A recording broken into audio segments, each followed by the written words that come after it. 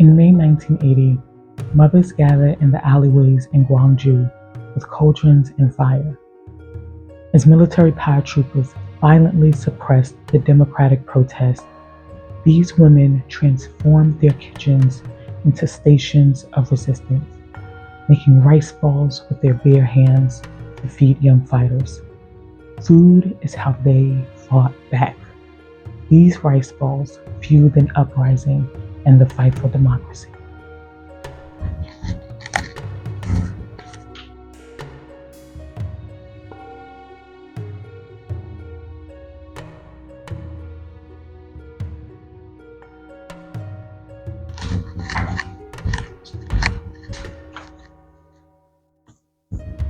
Welcome to Culturally Curious Kitchen, where we explore the world, country by country, one dish, one story, one culture at a time.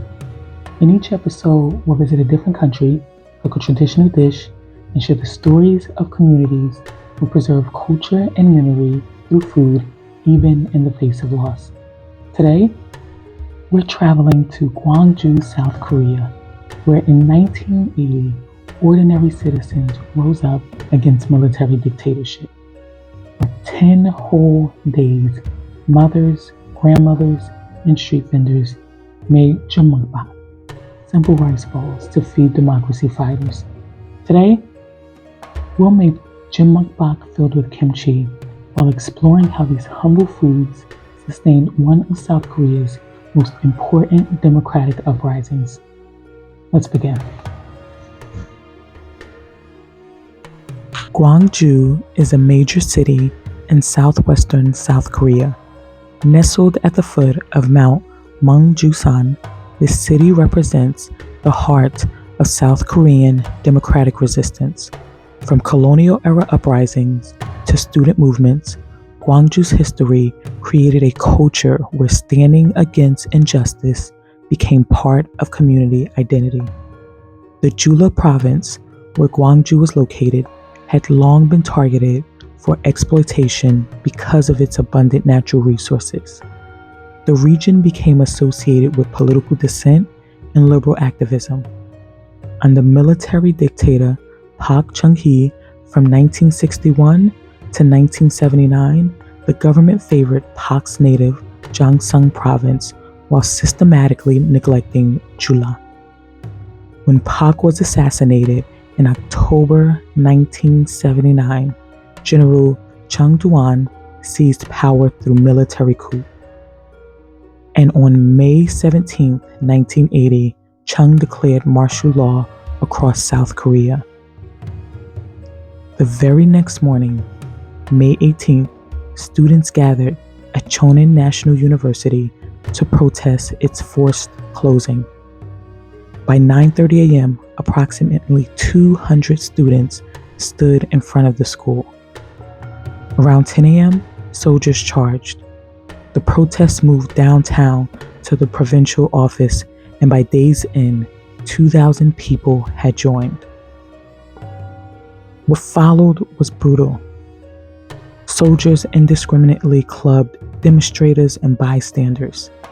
They used bayonets to attack, torture, and kill residents. The violent suppression only strengthened resolve. By May 20th, over 10,000 protesters filled the streets. The army opened fire near Gwangju Station, killing an unknown number of citizens. The uprising lasted 10 days. Though it was initially crushed, Gwangju became the catalyst that ultimately brought democracy to South Korea in 1987. Chung Doo-hwan would be South Korea's last military dictator.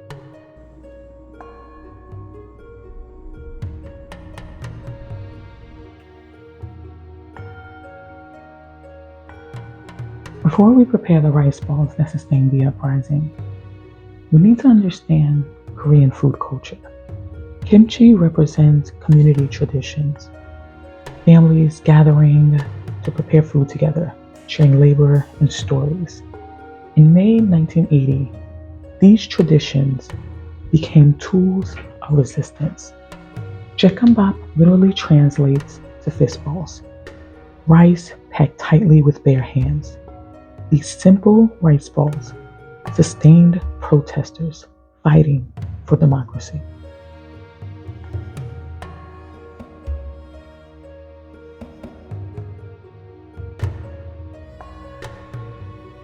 On May 18th, 200 students gathered at Chonin National University. By 10 a.m., soldiers charged with bayonets. The first victim was Kim Kyung-chul, a 29-year-old deaf man, a bystander clubbed to death. By May 20th, over 10,000 protesters filled the streets. Taxi drivers joined. They called them the drivers of democracy, leading parades in their cars. The army opened fire. Soldiers beat both drivers and protesters.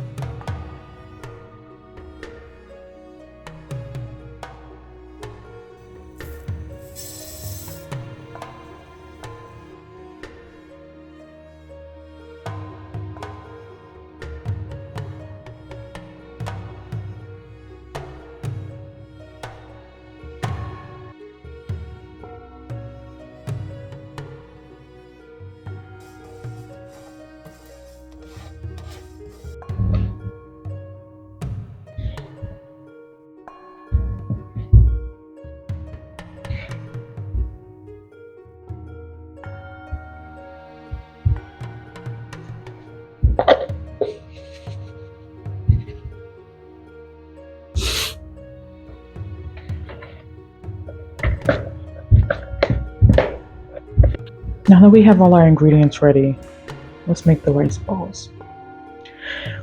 On May 21st, something changed in Gwangju. The citizens raided the armories and fought back. By evening, the militia had forced the army to retreat from downtown Gwangju. And in the alleyways,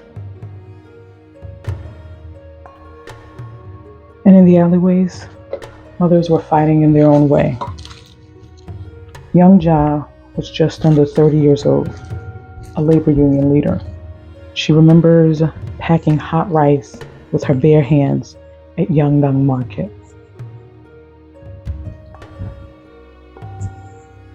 Her first rice ball. The original rice balls during the uprising were simple. Just rice, sesame oil, and salt. Pressed together with bare hands. Nothing fancy because there wasn't time or resources for elaborate fillings. But young Haja reminds us that Jumeokbap should remain plain, precious sustenance. The power wasn't in the ingredients. It was in the hands that made them.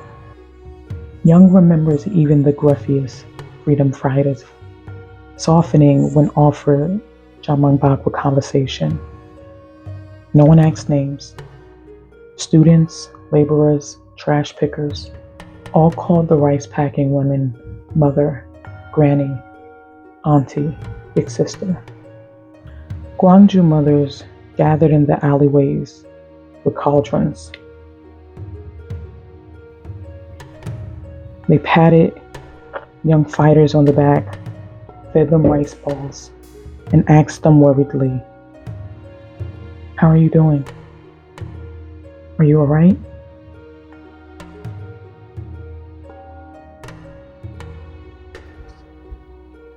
From May 22nd to the 26th, the army blockaded the city. Citizens formed settlement committees, maintained order, and the food kept flowing. An elderly peddler woman spent her entire day's earnings feeding protesters. She transformed her handcart, her livelihood, into a mobile kitchen. At 4 a.m. on May 27th, the military crushed the resistance in 90 minutes. But the food, the care, the solidarity, that couldn't be destroyed. Today, Young Hanja still makes rice balls during the May 18th commemoration, but she insists they must remain plain, like precious sustenance during desperate times. Food is how they fought back. These rice balls fueled an uprising that changed South Korea forever.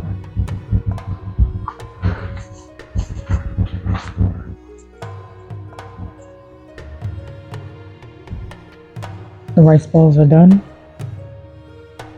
Let's try them.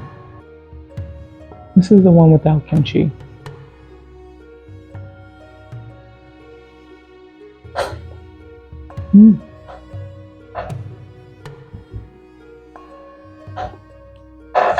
That's good.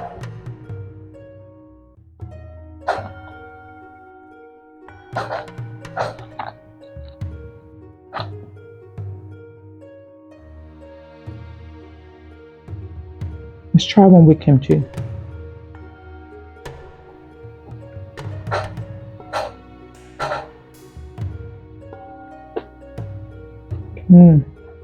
That's good.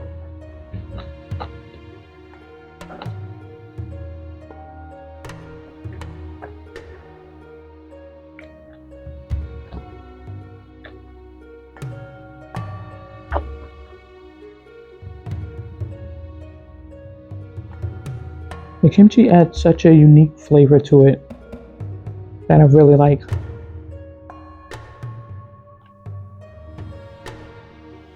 Making this meal and learning about the Gwangju Uprising taught me that everyone has a role in the fight for democracy, and food has its role too.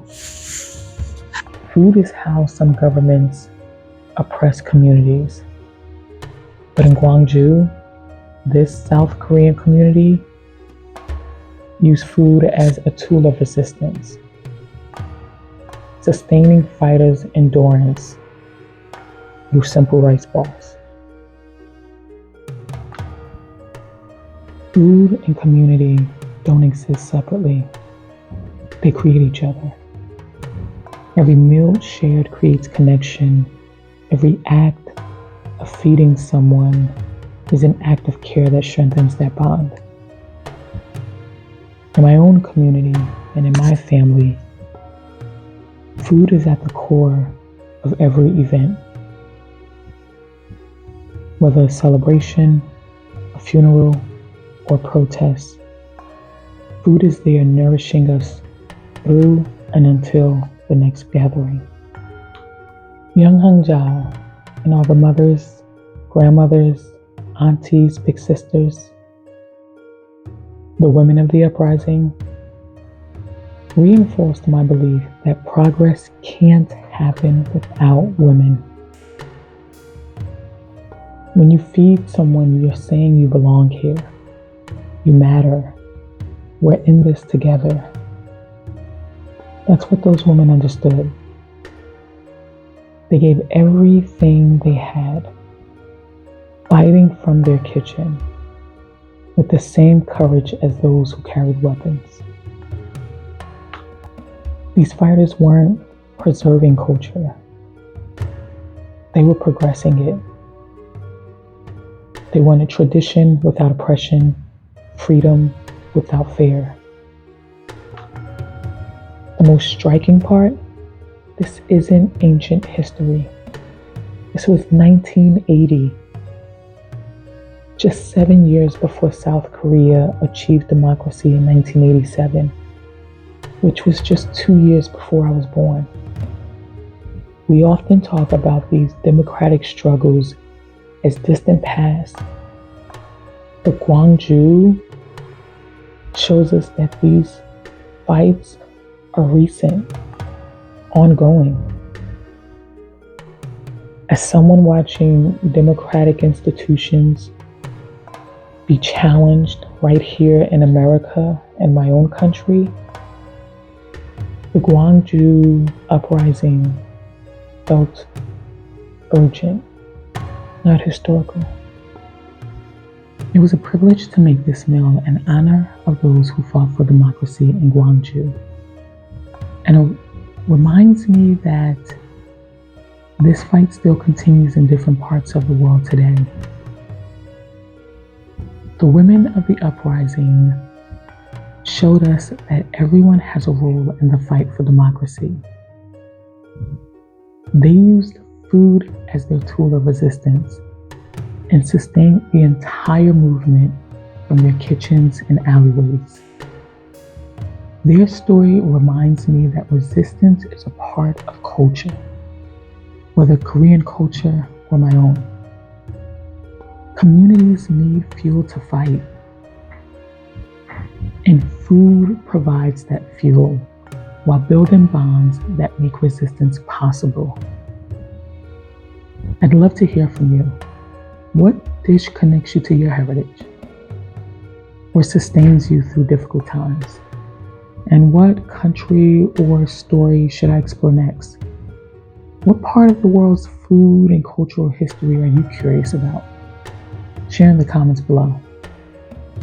And if you connected with this episode, share it with someone who also values the connection between food and resistance. Until next time, keep cooking with curiosity and compassion.